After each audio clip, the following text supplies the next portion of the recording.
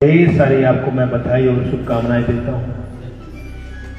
और सबको पता है कि संत किसी एक समाज के नहीं होते, वो सर्व समाज के होते हैं। इसलिए आज हमारी टीम, जिसमें हमारे बिल्कुल टीम के मेंबर है रेशम सिंह बुक्कल जी हमारे साथ आए हैं, और सिरसल गांव के जो सरपंच प्रतिनिधि हैं राजेश जी, और साथ ही पूरी टीम आज गांव सिरसल में पहुंची हैं आपको 31 तारीख का निमंत्रण देने के लिए। क्योंकि जो हरियाणा सरकार है, जो नायब सरकार है, जो हमारे मुख्यमंत्री है, जिसकी सोच है कि जितने भी हमारे महात्मा संत हैं उनकी जो जन्म जयंती है वो राजकीय स्तर पे मनाई जाए, ताकि जो संत होते हैं उनकी जो शिक्षाएं होती हैं वो सर्व समाज तक पहुंच सके। और इसमें देखिए कितनी खुशी की बात है कि जितने भी हमारी टीम है और सर्व समाज की जिम्मेवारी लगी है कि ज़्यादा से ज़्यादा संख्या में संगत वहाँ पे पहुँचे और गुरु जी की जो शिक्षाएं हैं जो वहाँ पे बताई जाएंगी, सुनाई जाएंगी, वो जन जन तक पहुँचे।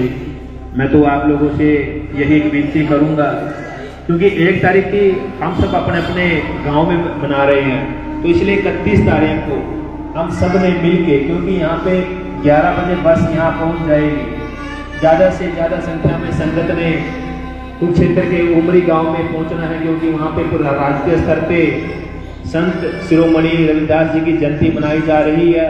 और बहुत सारी जो मांगे हैं वहाँ भी पूरी हो जाएंगी, क्योंकि 1.5 से 2 साल पहले वहाँ पे जमीन मिली थी। अब उसका जो आगे इंफ्रास्ट्रक्चर क्या बनाना है और किस तरह से डिसाइड करना है, वो सारा कुछ उन्होंने हमारी सरकार ने सोच लिया है, और उसको भी जल्दी से वहाँ पे काम शुरू किया जाएगा।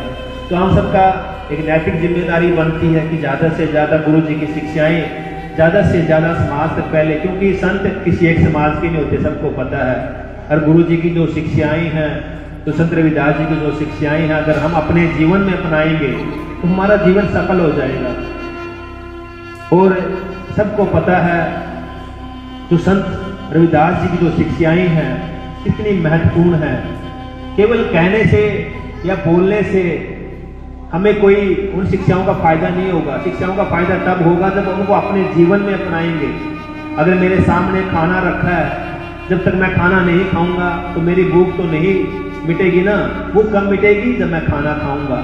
तो ऐसे ही गुरु जी की शिक्षाएं हैं, पता तो सबको होती है, लेकिन जीवन में अपनाता कोई बिरला ही है। जिसने अपना लिया वो इस भव सागर से पार हो गया। तो हम सब ने मिलके अब की बार ये प्रण लेना है, जो गुरु जी की जो शिक्षाएं हैं वो सब तक पहुंचानी है, अपने बच्चों को सत्संग से जोड़ना है, उनको लेके आना है। आप सबको पता है कि आज समाज में बहुत सारी बुराई फैली हुई है, जिसमें से नशा एक बहुत बड़ी बुराई बन चुका है। अगर हम अपने बच्चों को सत्संग से जोड़ लेंगे तो वो बच्चे जो सत्संग में सिखाया जाएगा वो उसको ही फॉलो करेंगे, क्योंकि बच्चे जो देखते हैं वही सीखते हैं। जो हम हमको बताएंगे वो उसको ही अपने जीवन में अपनाएंगे। तो हमने अपने बच्चों को ज़्यादा से ज़्यादा संख्या में सत्संग में लेके आना है। और 1 तारीख को बड़े धूमधाम से हमने हर गांव में गुरु जी की जयंती मनानी है। मैं भी आऊँगा, मैं पूरे 54 गांव में जाऊँगा, क्योंकि मुझे भी सौभाग्य, मैं अपने आप को सौभाग्यशाली समझता हूँ कि मुझे भी जिम्मेवारी मिली है, ये सेवा मेरे कर्म में है। इसलिए मुझे हर गाँव में जाके शीश निभाने का मौका मिलेगा और संगत से रूबरू होने का मौका मिलेगा। लेकिन हम सबकी जिम्मेवारी बनती है कि गुरु जी की जो शिक्षाएं हैं, मेन मोटो, मेन टारगेट है, जो हमारा मेन मकसद है कि जो गुरु जी की जो शिक्षाएं हैं उनको अपने जीवन में अपनाएं। ऐसा ना हो कि भाई बगल में छुरी, मुंह में राम राम, पता तो सारा कुछ है लेकिन खुद नहीं है। कहते हैं भाई भगत सिंह तो सब चाहते हैं, लेकिन पड़ोसी का पैदा हो इसलिए सब चाहते हैं, लेकिन अपना ना पैदा हो इसलिए कोई नहीं चाहता। इन शिक्षाओं को अपने ही जीवन में अपनाना है। जैसा आप अपनाओगे उसको देख के दूसरा भी सीखेगा। मैं आप लोगों से एक साक्षी जरूर शेयर करूंगा कि जो हमारे संत रविदास कितने पहुंचे हुए महात्मा थे, इस बात से पता चलता है कि एक बार एक राजा कहता है कि मैंने परमात्मा का जो आत्म ज्ञान होता है उसको प्राप्त करना है और परमात्मा की प्राप्ति करनी है। तो किसी ने बताया कि साथ में एक महात्मा कुटिया में रहते हैं, बड़े पहुंचे हुए संत हैं, अगर हम उनकी शरण में जाएंगे तो मन पक्का परमात्मा की प्राप्ति होगी। जब वो राजा वहाँ पे गुरु जी के आश्रम में गया और जब उन्होंने अपने दिल की इच्छा बताई कि मैं भी परमात्मा की प्राप्ति करना चाहता हूँ, तो गुरु जी ने जो साथ में जो कुंड था, जो कटोती थी, उसमें जो पानी था, बोले ये पानी पी ले। अब उसने बोला यार तुम्हारे तो मेरी बेइज्जती कर दी है, बताओ मतलब ये चमड़े का पानी है और मुझे पीने के लिए बोल रहे हैं ये अच्छा संत है। क्योंकि उसका मन मैला था, उसका मन मैला था, इसलिए मतलब गुरु जी जानते थे, वो धनी जानते, सब जानते थे कि अभी राजा का जो मन है वो अभी शुद्ध नहीं है, वो पवित्र नहीं है। क्या हम ऐसे कटोरे में दूध डालना पसंद करेंगे जो गंदा हो? नहीं ना, क्योंकि जब साफ सुथरा कटोरा होगा तभी उसमें दूध डालेंगे, तभी काम लगेगा भी हाँ दूध सही जगह डला है। तो ऐसे ही जब उनको लगा कि अभी ये पूरी तरह से नहीं हुए, लेकिन फिर भी राजा थे और वो खुद चल के महात्मा की कुटिया में आए, सोचा चलो इनको दे देते हैं, बोला था ये पानी पी ले। उसने पानी तो नहीं पिया, एक ऐसी फॉर्मेलिटीज करके अपने ऊपर गिरा लिया, बोल दिया जी मैंने पानी पी लिया। जब वो राजा अपने दरबार में गया, वो कपड़े गंदे हो गए, उसको निकाल के धोबी बुलाया, धोबी को दे दिया, भाई धोबी आप इसको धो के लेके आओ। अब राजा के कपड़े भी अच्छे धोने पड़ेंगे, तो जब उसने वो दाग धोने की कोशिश करी तो दाग नहीं साफ हुए। बेटी को बोला बेटी इन दागों को भी उतारो, इनको साफ करो। तो जैसे जैसे वो बेटी को धोती गई तो नहीं साफ हुए। उसने सोचा भाई राजा के कपड़े हैं, साफ करने पड़ेंगे, तो उसने चबाना शुरू कर दिया। जब वो चबाती गई, उसकी जो अंतरात्मा है, जो अंतर का ज्ञान है, वो प्रकाश है, वो खुलता गया। उसने जितना भी वो उसमें दाग लगे थे, जैसे जैसे वो दाग टूटती गई, वो धोबी की बेटी की जो अंतर है, जो कहते हैं 10वां द्वार है, वो खुल गया। आज जब उसको जो ज्ञान की प्राप्ति हो गई, उस धोबी की बेटी को, उसको फ्यूचर के बारे में, पास्ट के बारे में सारी बातें पता चल गई। तो लोग उसके पास आते, वो ज्ञान देती थी, भाई आपके साथ ये ऐसा होगा, ऐसा होगा। तो उसे छोटी सी गुड़िया की प्रसिद्धि होगी पूरे आसपास एरिया में। तो फिर वो जो राजा को पता चला कि एक जो आपके धोबी है, उसकी लड़की है, वो भी बड़ी ज्ञानी बन गई है, उसके पास बड़ी सिद्धि आ गई है। तो उसने उस धोबी को बुलाया, भाई ऐसा क्या है अपनी बेटी के पास, उसने कहाँ से ज्ञान प्राप्त किया तो उसको इतनी रिद्धि सिद्धि मिल गई है? तो बोला जी पता नहीं जी क्या हुआ, मैं पूछ के आता हूँ, मैं बताता हूँ। जब वो अपनी बेटी के पास गया, बेटी से बेटा तुम्हें ये ज्ञान कहाँ से मिला? बोले पिताजी मुझे ज्ञान कहीं से नहीं मिला, जो कपड़े पे जो दाग लगे थे, आपने मुझे धोने के लिए बोले थे, वो दाग मेरे से नहीं उतरे थे, मैंने उसको चूसना शुरू कर दिया। जैसे मैं उस दाग को चूसती गई, मेरी अंदर की जो 10वां द्वार है वो खुल गया। तो देखिए संतों का जो एक कहते हैं किसी की परीक्षा लेने का तरीका कैसा था। जब राजा को इस बात का पता चला, वो बहुत पछताए, उनको बड़ा पछतावा हुआ। देखो उस महात्मा जी ने तो मुझे सच में ही ज्ञान देने की कोशिश करी, लेकिन मेरी किस्मत में नहीं था। तो हमें ऐसे ही जो हमारे संत होते हैं, जो उनकी शिक्षाएं होती हैं, वो हमेशा हमारे भले के लिए होती हैं, वो सर्व समाज के लिए होती है।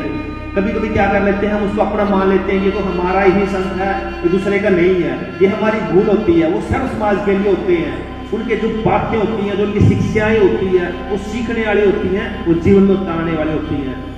अक्सर शिरोमणि संत रविदास जी कहते थे जो हमारा ये शरीर है, ये हरि मंदिर है। हरि का मतलब परमात्मा। ये जो शरीर है, ये इसमें परमात्मा का वास है। अगर आपने परमात्मा को प्राप्त करना है तो आपने इसी शरीर से ही आपकी परमात्मा की प्राप्ति होगी। वो कैसे होगी? इसको शुद्ध रखेंगे, अपना आचरण शुद्ध रखेंगे, परमात्मा की भक्ति में लीन रहेंगे। अगर हम इसी शरीर में मांस और मच्छी मीट डाल दें तो क्या परमात्मा मिल सकता है? नहीं मिल सकता।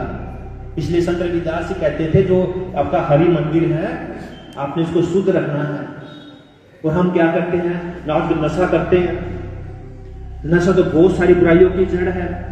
उस नशे के चक्कर में आके हम कितने गलत काम करते हैं। एक नशेड़ी होता है, उसको नशा ना मिले, वो बड़े बड़े, उसको ये नहीं पता कितना नुकसान हो गया, लेकिन उसको पता मुझे नशा करना है, मुझे पैसा चाहिए, वो बड़े से बड़ा क्राइम करता है। तो हमारा शरीर वो हो गया, अशुद्ध हो गया। तो हमने इन बुराइयों से बचना है, अपने बच्चों को बचाना है। अगर हम उनको गुरु जी की शिक्षाओं में लगाएंगे तो वो कभी नहीं भटकेंगे, क्योंकि जो संतों की शिक्षाएं हैं, जो उनको अपने जीवन में उतारेगा, वो भटक ही नहीं सकता। ये सच है। कितनी महान शिक्षाएं हैं संतों की, लेकिन हम ऐसे अभागे हैं, दूसरों को ज्ञान दे देंगे लेकिन खुद नहीं करते। बीड़ी पीते, सिगरेट पीते, शराब पीते, मच्छी खा लेते हैं, तो परमात्मा की प्राप्ति कहां से होनी है? ऐसे इस दुनिया में आए, ऐसे भटक भटक के चले जाएंगे। सबको पता है मनुष्य का जो जामा है, सबसे श्रेष्ठ यूनि है हमारी मनुष्य की। परमात्मा ने सिर्फ इंसान को वो शक्ति दी हुई है, वो ज्ञानेंद्रिय है जिसमें हम परमात्मा की प्राप्ति कर सकते हैं, लेकिन हम नहीं कर रहे। तो हम सब ने मिलके गुरु जी की जयंती को बड़े हर्षोल्लास से मनानी है। दूसरों को भी गुरु जी की शिक्षाओं के बारे में बताना है कि गुरु जी के अपने अंदर ये एहसास कराना है कि वाकई में गुरु जी की शिक्षाएं आपने अपनाई है, ताकि आप में जो चेंज आएगा, जो परिवर्तन आएगा, उससे दूसरों को सीख मिले। वो ये पता चले भी इतनी ये सरल स्वभाव की कैसे बन गया, कि पहले तो बड़ा कटु था, अब इतना कैसे बन गया। जब पता चले उन्हें गुरु जी की शिक्षाएं अपने जीवन में उतारी हुई है और आज इसके अंदर चेंज आ गया है, तो आपको देख के दूसरा भी सीखेगा। आज हमारे बहुत सारे प्रोग्राम हैं, अपनी ज्यादा से ज्यादा संख्या में। मुझे पता है 31 तारीख को कीर्तन भी है, हमने यहाँ पे कीर्तन भी है करना होता है, लेकिन हमने संख्या वहां भी लेके जानी है, तो संगत यहाँ भी जरूर चाहिए और वहां भी जरूर जाना है। तो सरपंच साहब, आप बस आपके जिम्मे आपके पास लगी हुई है, तो जरूर एक बस, क्योंकि 50 हमें संगत चाहिए, तो हम वहां जरूर पहुंचे। जब आप लोगों ने बुलाया, मान सम्मान दिया, मैं आप लोगों का दिल से धन्यवाद करता हूँ। जय गुरुदेव।